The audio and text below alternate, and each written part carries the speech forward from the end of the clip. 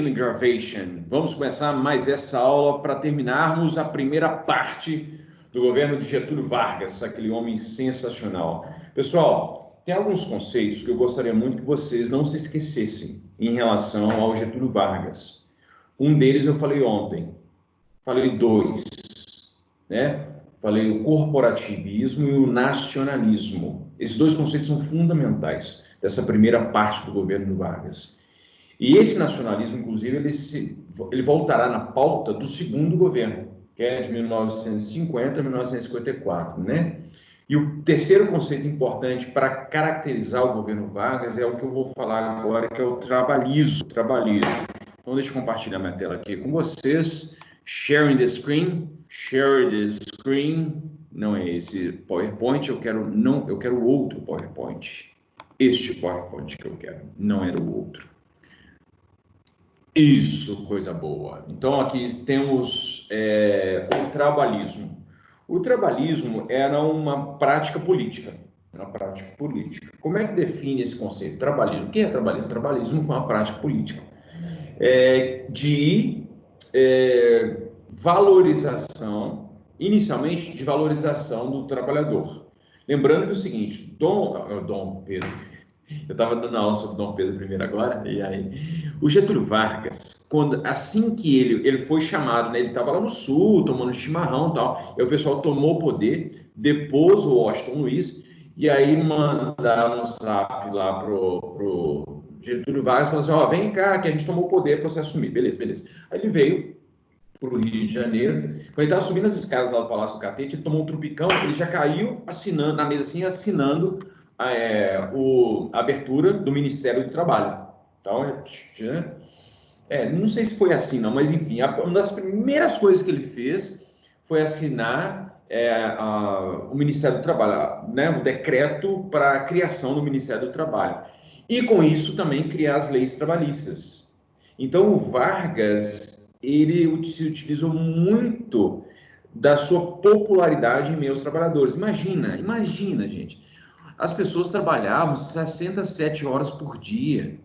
As pessoas tinham um salário miserável.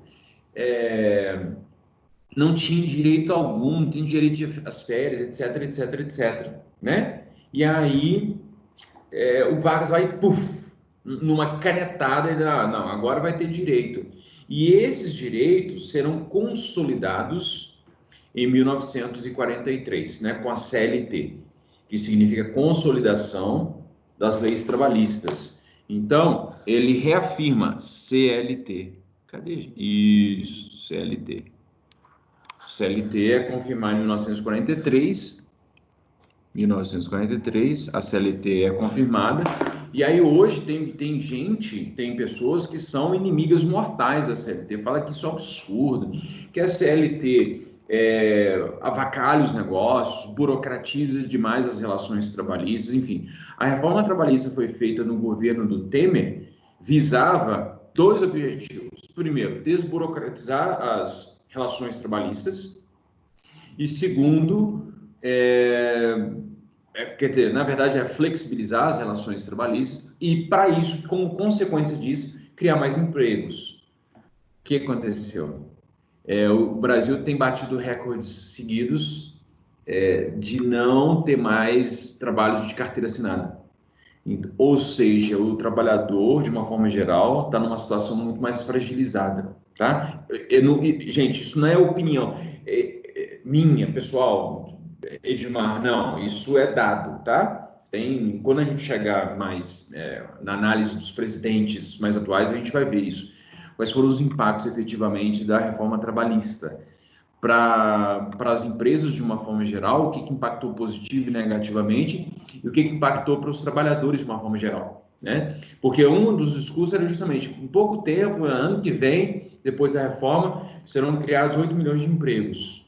Na verdade, o desemprego no Brasil aumentou, né? Que tem a ver também com outras coisas, mas, enfim.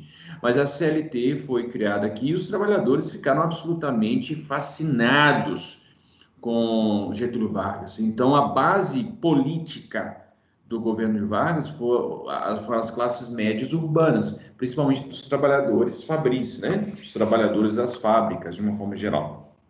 E neste momento, o Brasil está se desenvolvendo bastante industrialmente. As empresas, de uma forma geral, estão crescendo. O Brasil não tinha como mais recuar, então é para frente que anda. Então, o Brasil começou a crescer economicamente. E aí precisava de muita mão de obra, e essa mão de obra estava sustentada, estava garantida pelas leis trabalhistas, né?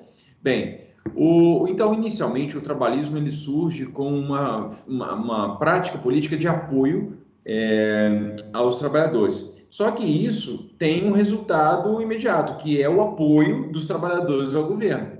Então, é uma troca, uma via de mão dupla. Ao mesmo tempo que Getúlio Vargas protege o trabalhador dá suporte para o Getúlio Vargas. Por isso que ele consegue, inclusive,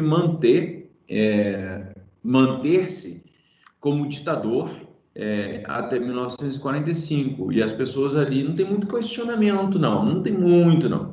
Existe, tem uma oposição ali feroz, que começa a incomodar o Vargas bastante, mas Vargas tem uma boa base eleitoral, né? Bem, de uma forma, de qualquer modo, então, essa prática política visava a dignidade social, então, por meio das garantias dos direitos trabalhistas, a valorização do trabalho. E aí tem uma coisa importante. A valorização do trabalho significava que tornou-se uma moral. O que é a moral? Que o cidadão de bem é o trabalhador. E aquele que não trabalha é o vagabundo. Inclusive, havia ainda nessa época o crime de vagabundagem, de vadiagem, vagabundagem. Então, essa pessoa era encontrada na rua sem documento, que era vadia, então a pessoa era presa, enfim. E aí começou uma disputa, inclusive. De um lado, por exemplo, lá no Rio de Janeiro, que era a sede do governo, né? Existiam os circuitos lá, os circuitos boêmios, e a galera ficava tocando violão e tal. Enfim, esses circuitos eram extremamente discriminados, porque se dizia que aquele povo não era todo mundo vagabundo, quem tinha violão era vagabundo, quem ficava na boemia era vagabundo, enfim. Então, o vagabundo é o cidadão ruim, mau, e o cidadão de bem é o trabalhador. Então, cria-se toda uma moral em cima do trabalho, tem que trabalhar, trabalhar, trabalhar, trabalhar. Porque, afinal de contas, o Vargas criou as condições ótimas para que as pessoas trabalhassem. Então, tem que trabalhar, não tem outra opção. Quem não trabalha é porque é vagabundo, não quer construir o Brasil, etc, etc. Então, cria-se uma moral em relação ao trabalho. Quando há a publicação de sambas criticando Vargas, por exemplo, ele censura. Ele censura e manda refazer a letra para ser publicada. Se não refizesse a letra ia ser esquecida. Acontece que há uma resistência, né? As pessoas começam a resistir a essa moral trabalhista. Porque você trabalha, trabalha, trabalha, e qual é o resultado efetivamente? Você tem lá os direitos, mas muita gente, a vida não melhora, e não tem emprego para todo mundo também, né? Então, cria-se, portanto, essa moral para discriminar as pessoas, entre os vagabundos e os trabalhadores, entre os cidadãos de bem e os cidadãos ruins. Bem, e é isso, toda uma disputa narrativa, né, nos discursos, nas letras de música, no samba, etc, etc, etc. Bem, no final das contas, o que acontece? Um pacto de apoio trabalhista entre o governo e os trabalhadores. Então, Vargas, né, tem toda lá um apoio. E olha só, olha só o que tem o que tem nessa manifestação aqui, que eu acredito, eu esqueci de trazer a referência, mas eu acho que essa aqui é uma foto do dia comemoração do Dia dos Trabalhadores, dia 1º de maio. E aí está aqui escrito, ó, trabalhadora sindicalizado é trabalhador disciplinado.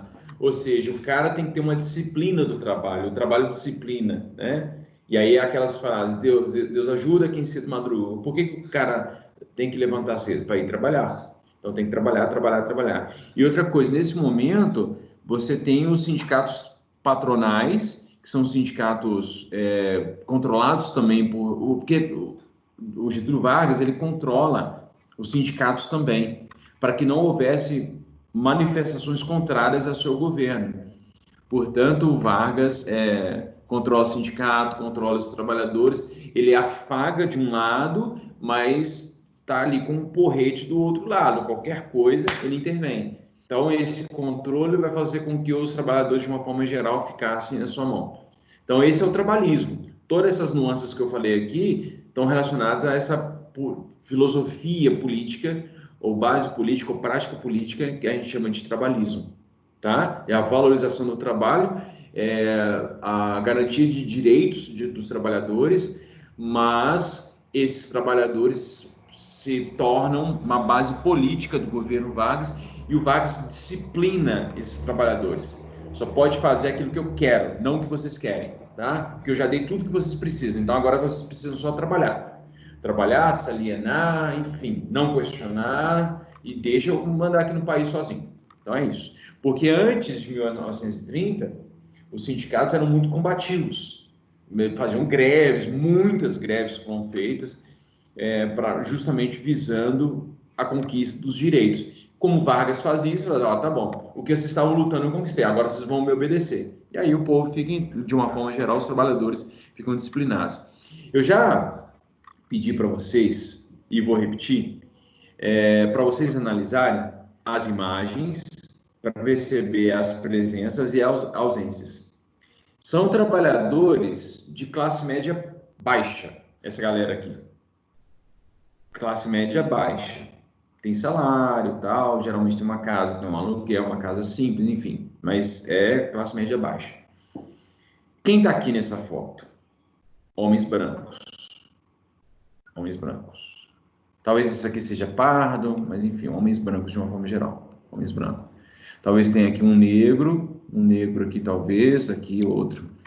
Mas mesmo entre os postos de trabalho direcionados para as classes mais pobres, mesmo aí os negros não estão presentes.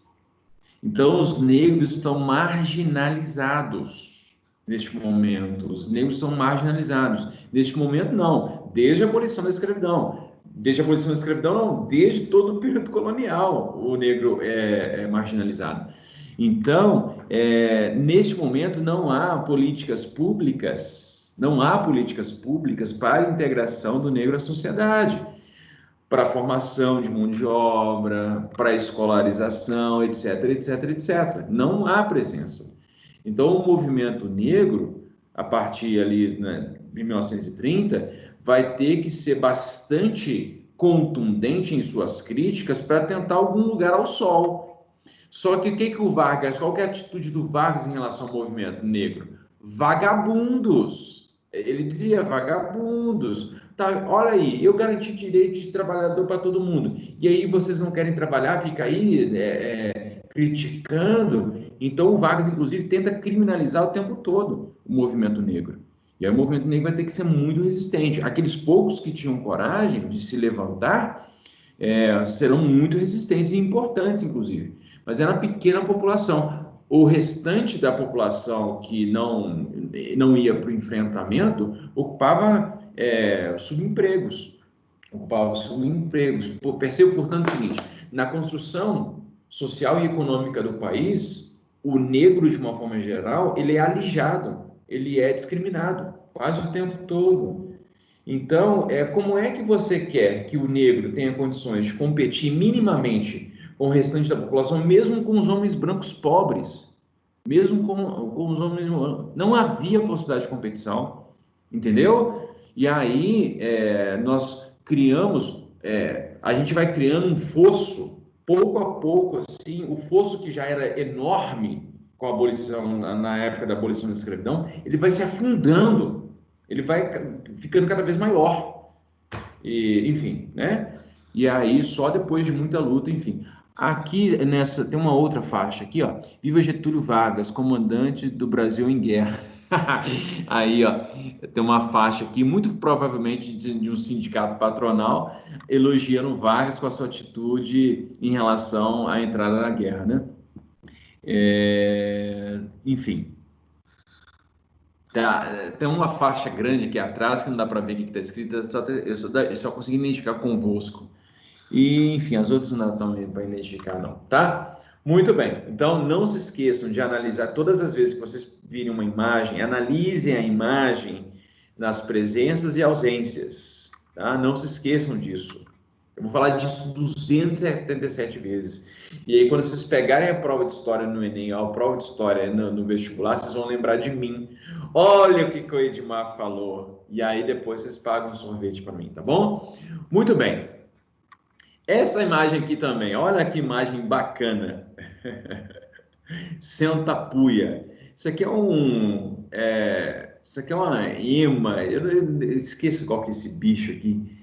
Se alguém puder fazer por obséquio uma pesquisa para saber que bicho que é esse aqui, eu acho que é uma ema. Se for ema, eu vou rir alto aqui, mas enfim. Olha só, esse bichinho aqui, ele tá, né, atirando com a cara de raiva aqui, né? Com a cara de raiva, apontando aqui, atirando. E essa frase aqui, sentapuia, é uma frase, sentapua, que ficou consagrado entre os pracinhas. Quem são os pracinhos? Os pracinhas. Os pracinhas formavam a base dos soldados que foram enviados para a guerra, para a Segunda Guerra Mundial. Em 1942, ali o Brasil decreta guerra contra os Estados Unidos. O Brasil decreta guerra junto com os Estados Unidos contra a Alemanha, e aí ele vai mandar tropas lá, né? E o Brasil enfim, né? A Força Expedicionária Brasileira, FEB, Força Expedicionária Brasileira, FEB. Então, manda soldados para lá, 25 mil soldados, mais de 1.000 morrem, né, na guerra lá, mas os caras foram corajosos, eles não tinham pouco treinamento em guerra, o Brasil nunca tinha passado por uma guerra dessa dimensão, o Brasil tinha enfrentado a guerra do Paraguai, mas a guerra do Paraguai foi feita muito nos moldes antigos, um modo de combate não moderno. A Primeira Guerra Mundial é uma guerra que muda a história das guerras, porque usa bastante tecnologia. A Segunda Guerra Mundial vai levar isso à última potência, né? Então, aí os brasileiros tiveram que se adequar a esse novo momento. Aí mandaram os pracinhas para lá que não fizeram feio não, cara. Fizeram feio não. Tem umas fotos muito legais de alguns soldados, eles escrevem nas bombas, assim, senta-pua. E aí, mano, para combater os alemães que estavam lá na Itália. Porque em determinado momento, 1944 mais ou menos, a Itália já tinha desistido da guerra, a Itália não tinha mais como se defender, Mussolini foi deposto, depois foi enforcado, enfim. E aí os alemães que ficaram tentando segurar a onda ali na Itália. E aí os brasileiros foram lá e lutaram contra os alemães na Itália, né, no norte da Itália, no Monte Castelo, dentre outras cidades. Bem, havia uma pressão interna para o Brasil entrar na guerra, porque eu falei para vocês que o Getúlio Vargas flertou, mas flertou bonito.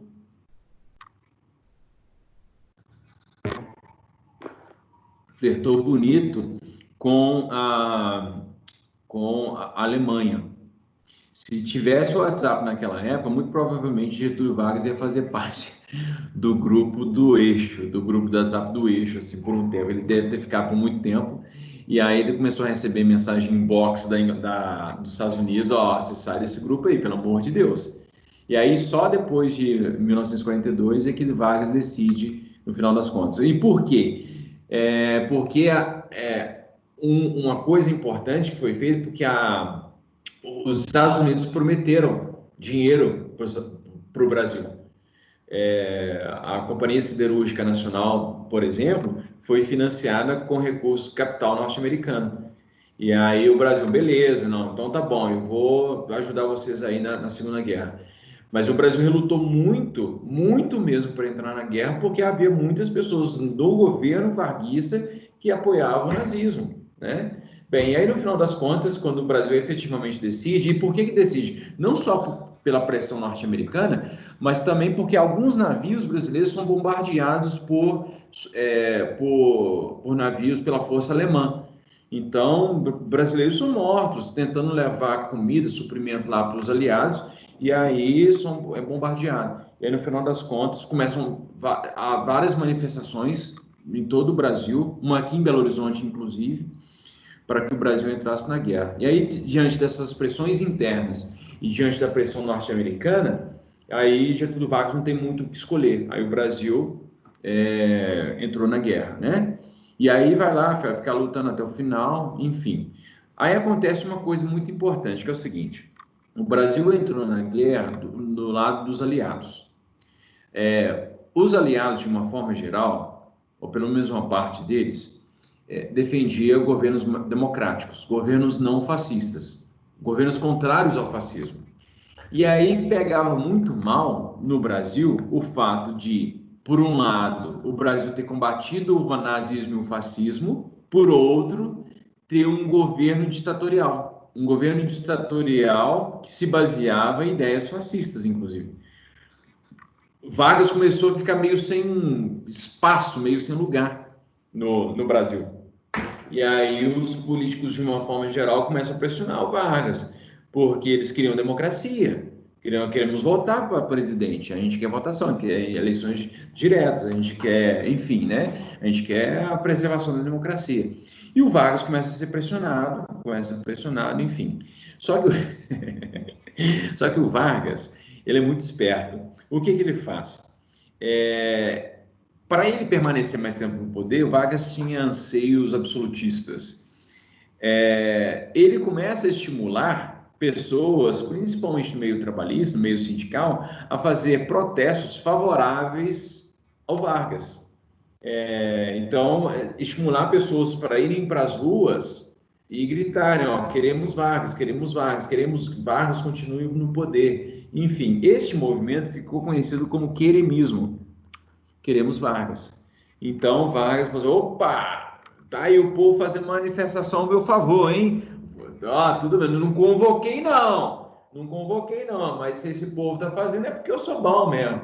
Ou seja, na verdade era uma meia dúzia lá de gato pingado que ficava fazendo a manifestação a favor do Vargas. Como que a história se repete, meu Deus do céu. Mas aí, e aí o Vargas, não, aqui, ó, pô, aí o povo tá me apoiando. Mas, não, enfim, a pressão sobre o Vargas só aumentava.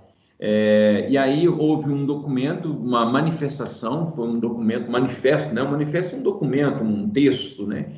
E os mineiros, políticos mineiros influentes, importantes, eles publicam esse movimento dizendo, olha, Vargas, você tem que renunciar, você tem que sair daí, a gente vive num Estado democrático de direito. É inconcebível esse Estado novo que você está defendendo aí. Então, os mineiros, políticos mineiros, eles fazem esse documento, publicam, o Vargas fica sob uma pressão terrível, e aí a gota d'água é quando, no final das contas, já pressionado, ele vai nomear o irmão para o como chefe de polícia do Distrito Federal. E aí a pressão do Vargas é insustentável, até que, no final das contas, ele é admoestado, ele vai ser admoestado para renunciar. Oi, Vargas, tudo bem? Né? Os caras chegam lá e oi, Vargas, tudo bem? Tudo bem. Aqui, o pessoal lá na fazenda, lá no sul, tá precisando de você lá. Pega o jatinho aí, vai embora, tá? Aí vai, não, tudo bem, já entendi o recado. Então aí ele acaba renunciando. Ele é deposto no final das contas, né? Ele é deposto, né? E aí ele renuncia. E aí ele tem que ir embora, né? E aí imediatamente o processo para a eleição do próximo presidente se inicia para eleger o próximo presidente. Então o Vargas começou, o governo Vargas, em 1930, começou com um golpe, com um processo revolucionário. O movimento de 1930, ele mistura, tem características golpistas e tem características revolucionárias também. Mas então, começa com um golpe, termina com um golpe. Começa com a derrubada do Washington Luiz e termina com a derrubada do Getúlio Vargas. Aí você pensa assim, não, então o Getúlio Vargas vai para o limbo, né? Perdeu o prestígio, ninguém mais liga para ele. Não, senhora, não. Nas eleições legislativas, inclusive, que vão se dar depois, agora eu esqueci a data exatamente de quando que ela acontece, o Vargas vai ser eleito senador por 2 estados e deputado federal por um monte de estado. Então ele não vai sair da política, não, ele vai continuar lá, né? Mas ele não vai ser presidente mais. Enfim, então o Vargas ele não sai de cena, não sai, ele fica por ali ainda, né? E todo mundo meio que fica ali também à sombra dele. Tanto é que o Vargas, no final das contas, ele consegue eleger quem? O seu sucessor, uma pessoa próxima a ele. Quem que é? O nosso querido e amado Eurico Gaspar Dutra, que vai ficar ali no governo de 1946, início de 46 até 1951, até início de 1951. Eurico Gaspar Dutra, que é aquele moço que estava bem próximo ao Vargas, moço simpático ao nazismo. Tinha uma simpatia com o nazismo indisfarçável, o Eurico Gaspar Dutra. Olha que os dois bonitinhos, vestido Vargas, vestido com terno branco, não está com charuto, milagre, que não está com charuto na mão, e Eurico Gaspar Dutra, esse moço sem pescoço aqui. Tem um videozinho que depois eu vou colocar lá no Conexa para vocês assistirem sobre o Eurico Gaspar Dutra, que é um militar, é um general, mais um militar na história da República Brasileira, mais um militar, gente. A quantidade de presidente militar que nós tivemos é impressionante como o povo brasileiro gosta de militar. Mas também a República Brasileira começou com um golpe militar, então você vai querer o quê? Você vai querer professor? Tem pouquíssimos professores, né, que foram presidentes do Brasil. Poucos professores. Mas, enfim, Pois é, o Eurico Gaspar Dutra vai ficar aí 5 anos no governo. 5 anos. O Dutra foi ministro da Guerra do Getúlio Vargas. Foi ministro da Guerra. E ele era adepto das ideias, das ideologias nazifascistas. Mas sem disfarçar. Se tivesse ali uma manifestação com suástica, ele ia atrás mesmo. Quer dizer, eu estou exagerando, mas ele era simpático.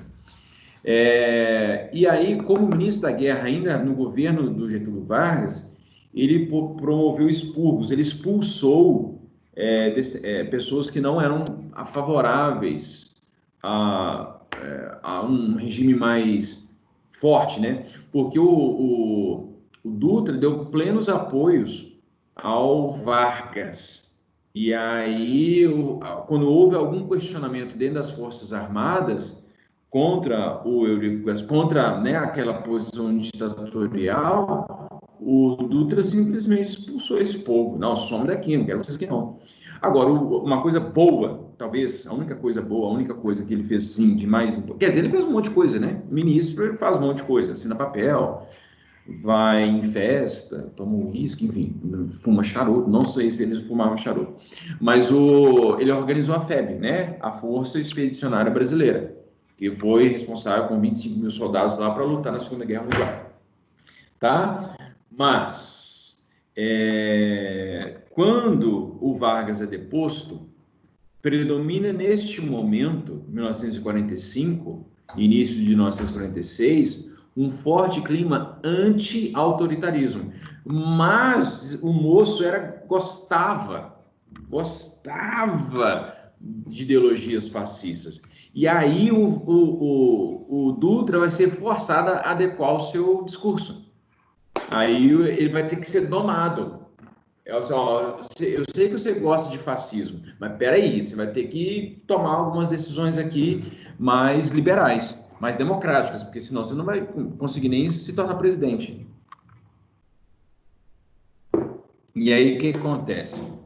O clima do liberalismo, né, predomina nos meios políticos, e o Dutra, quando ele percebe que se ele continuasse alinhado ao Vargas, principalmente porque o Vargas era um ditador, ele não ia conseguir, tinha, né, pretensões políticas, ele não ia conseguir se firmar. E aí o que acontece no final das contas? O Dutra se afasta e vai para concorrer à presidência.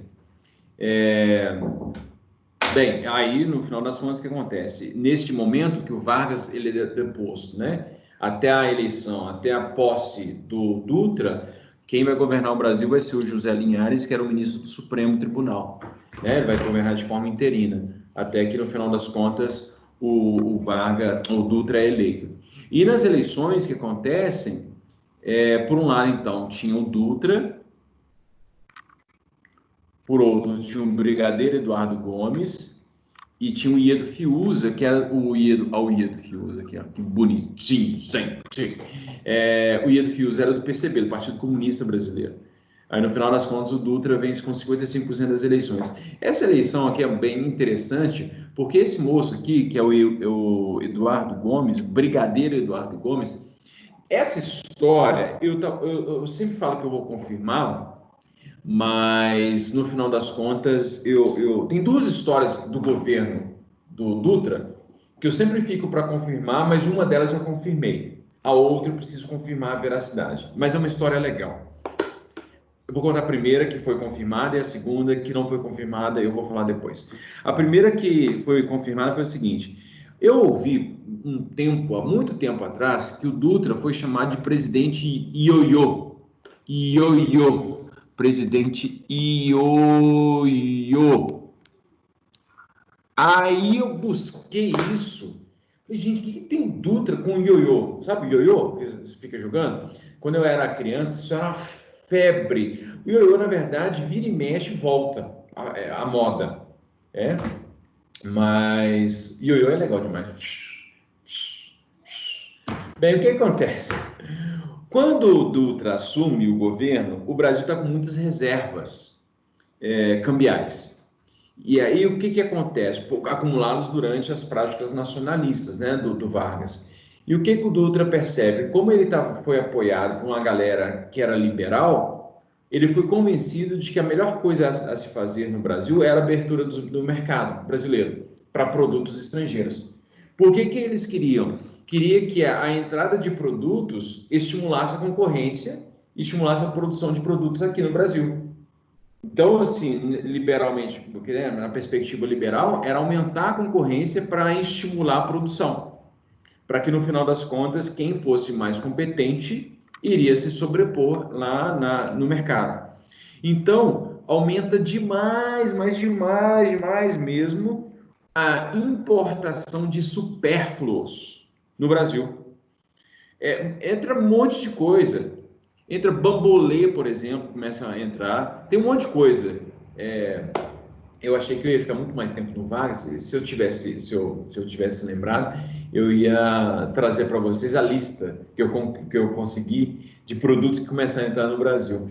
Inclusive, muitos produtos entraram no Brasil, estimulados pelo governo, e o governo, no final das contas, ele teve que bancar esses produtos, mas foi tanto produto que o Dutra vai esgotar as reservas cambiais.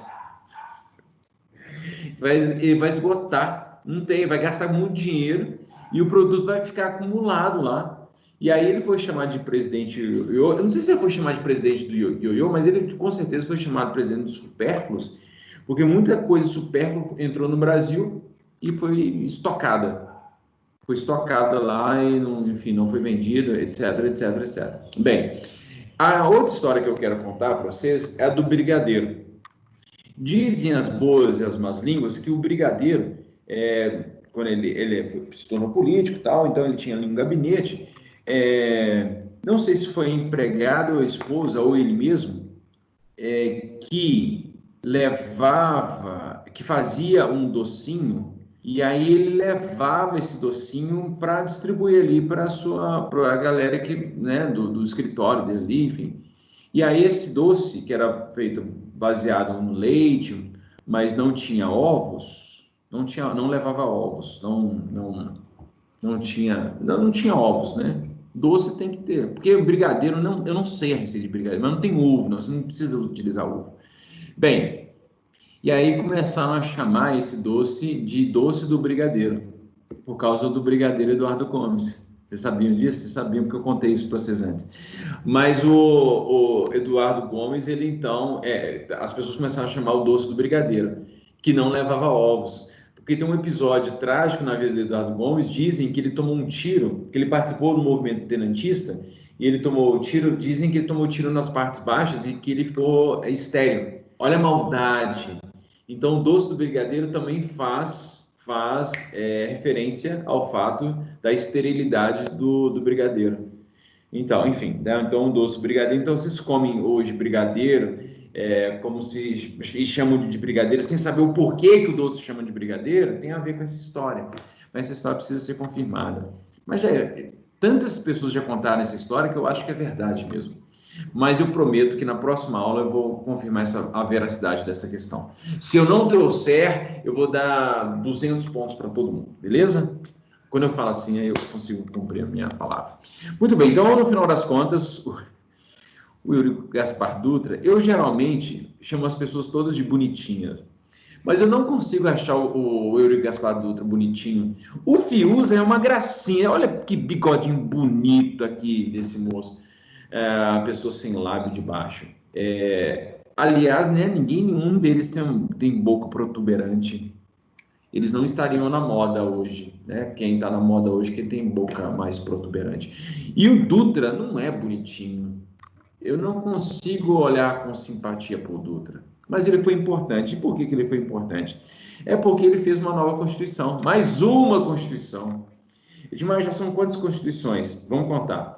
1824, 1891, 1934, 1937...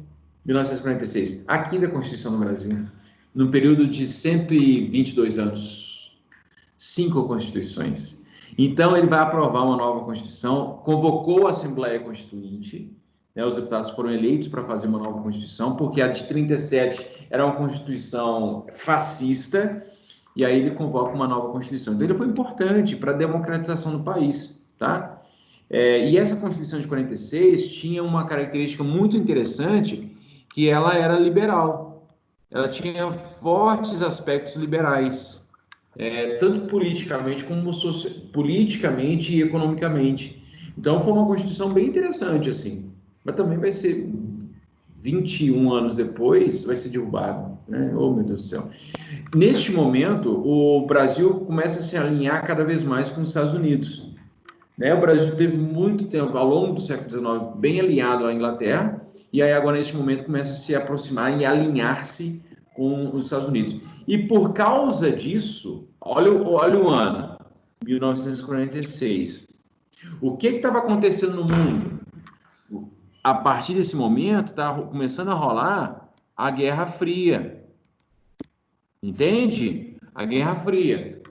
Ora, se o Brasil estava se alinhando com os Estados Unidos, principal país representante do capitalismo, era óbvio que o Dutra começasse a querer, então, perseguir o outro lado, que era o lado do comunismo.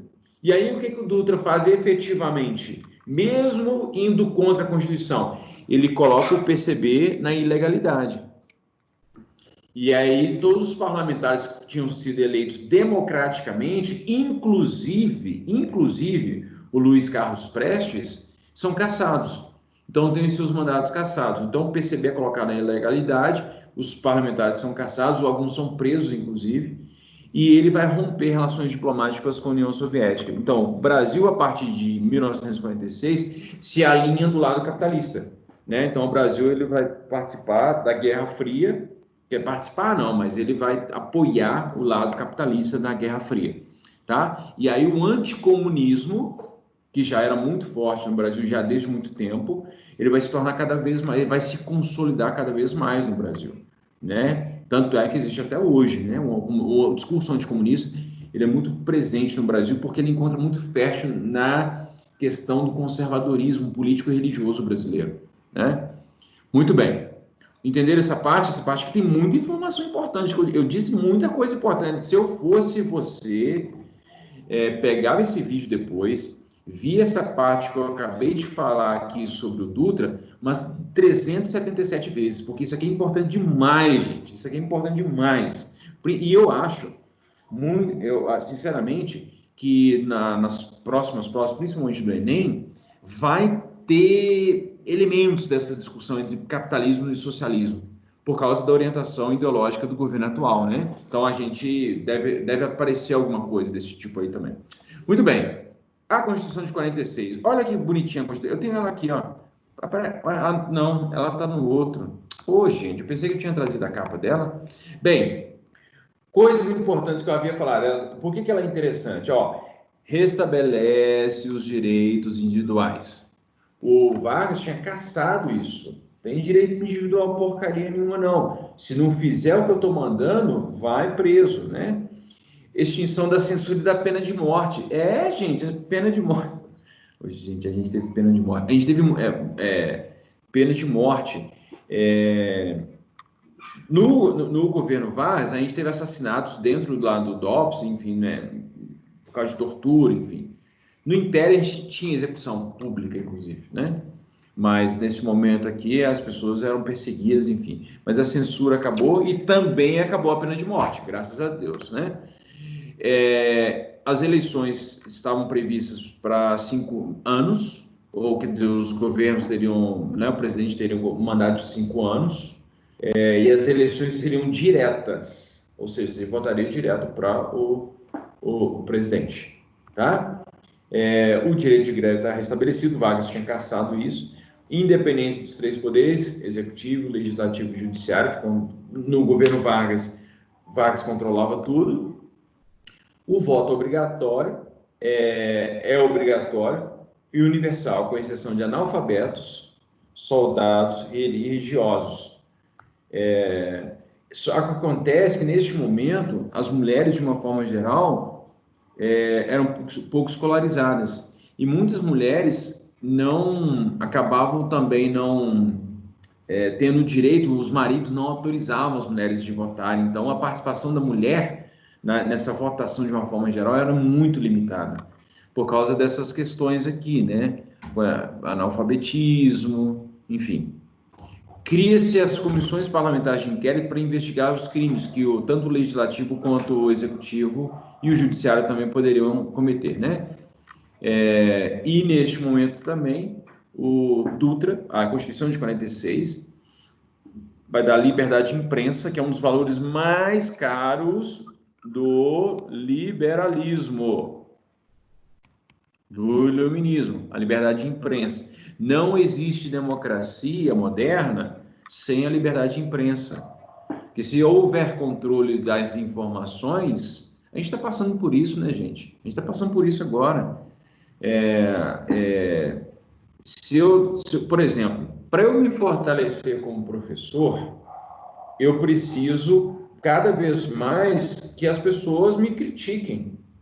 Porque a boa crítica, e eu não estou dizendo que a boa crítica é a seguinte: ô Edmar, você dá aula muito bem, mas você poderia. Não, crítica mesmo, Edmar, sua aula hoje não foi boa, né? Porque aí, sendo disso, a crítica contundente vai apontar justamente as dificuldades da pessoa, para a pessoa, se tiver um mínimo de sensibilidade, a pessoa vai se mobilizar para fazer diferente, para fazer melhor, pelo menos teoricamente, né?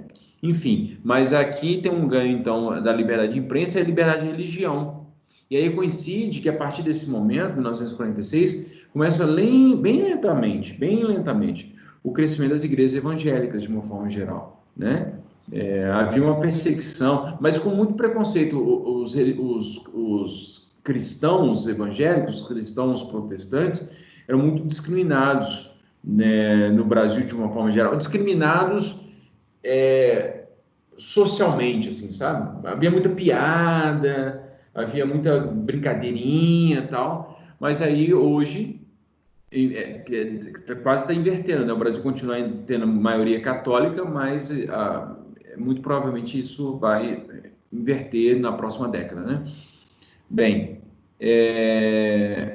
e aí a gente entra nos aspectos econômicos. O que o Vargas fez na economia? Então, a gente falou da política, e aí o que ele fez na economia? Bem, eu não vou falar, eu vou terminar isso na próxima aula, porque está faltando um pouco tempo e eu tenho muita coisa para falar ainda, tá? E aí a gente termina esse assunto na próxima aula. Tá bom? Deixa eu desfazer aqui meu compartilhamento. O Gabriel Araújo fez uma pergunta tão boa ontem. Será que eu não tenho aqui, ó? Avestruz, tá? Não era imã, não. É verdade que era avestruz. Tavião Castro. Isso, exatamente. Exatamente, Rafael. Obrigado, viu? Mas é isso mesmo, é isso. Eu já tinha visto essa referência dos avestruz que senta a pua para, enfim, suportar todos os agouros da Segunda Guerra Mundial. É exatamente isso. Ô, gente, então é isso, tá? Façam atividade, qualquer coisa é só me chamar, qualquer coisa é só, enfim, né? Precisar, estamos aí junto. E aí, para segunda-feira, eu vou